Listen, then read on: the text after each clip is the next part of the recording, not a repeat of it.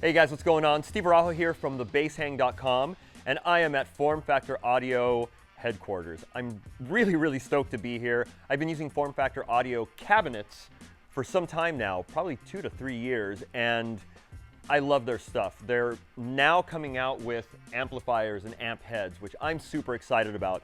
But what we're doing here today is we are comparing the Neodymium 112 with the regular ceramic frame 112, which kind of intrigues me because I have a history of not digging Neo cabinets. But the more I'm kind of trying them and playing them, they're getting better and better, and Form Factor is definitely on that cutting edge. I should say that I do have one of their 210 ceramic cabinets that blows me away. I still can't believe that a little 210 cab can exceed or keep up with a regular 410 cabinet, and it sounds so good. So, like I said, I'm here to kind of demo and try the Neo 112 and compare it to the ceramic frame 112. If you want, also check out thebasshang.com. You'll see a bunch of videos, a bunch of stuff that I've put out there. That's kind of my little company, my little website. You'll see most of the videos that I've done, 90% of them, if I'm taking the sound from the room or miking up a cabinet, this is the cabinet I'm using. And it reminds me, it's so clean and pristine. It reminds me of a studio monitor. I really like the sound. I'm just interested in the ceramic, just maybe, I don't know, that misconception of, you know, the ceramic has more bottom end than the Neo. So I really want to kind of test them out and see what the difference is. But again, I'm stoked to be here, and we'll do some testing. All right, guys, so I want to explain my signal path, what I'm using, the gear I'm using. I am super happy to be using this new head by Form Factor, the Bi400. This is a working pre-production model. So it is going into production. This is basically what it's going to be. We're set flat because I think that's the best way to test something, is test it flat and see how it sounds. And it sounds punchy, man. It sounds great. On a side note, I am so impressed with this little amp because you can actually cut frequencies and it still sounds good, which normally doesn't really happen. Sometimes, a lot of times you're boosting stuff, but this is a great little head, about 400 watts, and that's on the conservative side at 4 ohms. So again, we're set flat. The bass that I'm playing is a Wilkins Road Tested. This is a roasted model, so it kind of really mimics an old dried out piece of wood from the neck to the body. Playing through, well, electronic-wise, it has an Audaire preamp, and I'm set flat with the Audaire on the setting that's basically a passive jazz bass. So I'm not boosting anything. And then it has the Aguilar single-coil pickups. So that's what I'm going to be playing through, and that's my signal path. Also picking up the audio with my lavalier here, going straight to tape.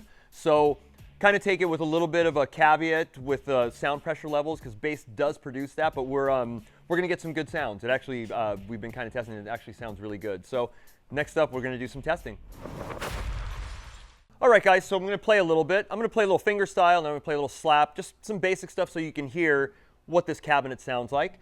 I'm playing the 1B12L Neo 112, the Bi400 set flat, and my Wilkins set flat. So here's kind of a, you know, here's a bass line.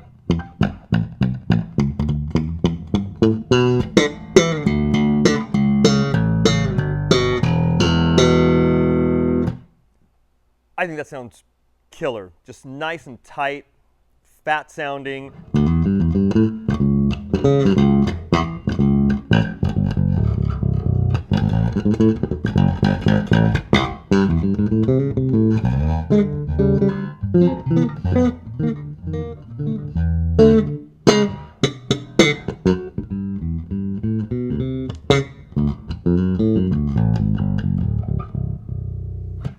I like it because it's super expressive. I mean, I really, if I'm digging in,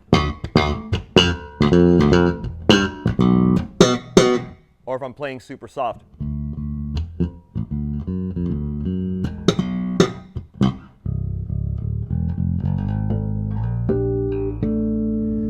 It's a very expressive cabinet. Again, it really reminds me of kind of a studio type of monitor. It's fast too.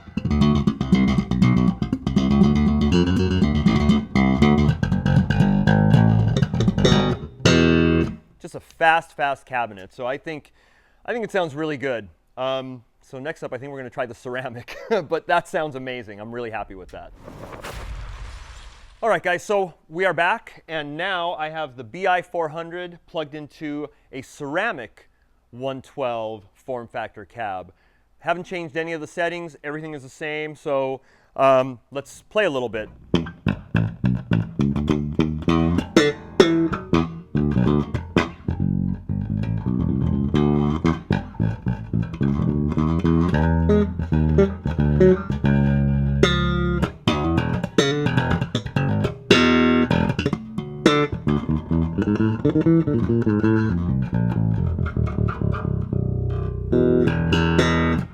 So I think a big difference that I hear is that the Neo has more natural snap and quickness, and that top end naturally, and the ceramic has a little bit more fundamental of that low end.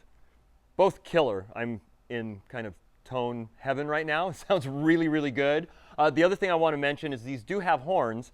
The horn control is on the side, and if you are at 6 o'clock with the dial, and you'll see a little dot, if you're at 6 o'clock, that's off. We have the horn set, and the way I usually play the horn on the Neo is at about 8 or 9 o'clock. So I don't have it on that much, maybe a quarter of the way at most. And what I've found with the Neo, that's plenty. What I'm hearing now, that maybe with the ceramic, I can mimic the Neo by maybe turning up the horn a little bit.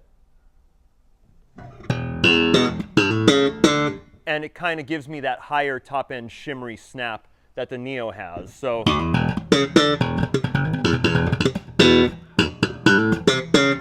cabinet sounds great, man. And they're both 8-ohm cabinets, I should mention. So we are running 8-ohm cabinets on both of them. I'm pretty happy with both. They're they sound really, really good.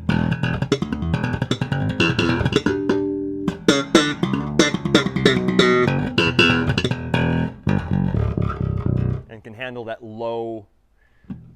low end of a 5-string bass. So yeah, I guess in summary, the Neo has that little bit more faster top-end shimmeriness to it, and the ceramic has a little bit more of that fundamental low, not so much of that quick top end, but I think, like we just heard, you can mimic it by cranking up and just turning up that horn a little bit. So I hope you guys like that comparison. I'm super happy with their stuff, and I cannot wait for the amps to come out. So it's going to be, it's really going to be great to have their gear and use their gear. So, all right, hope that helps.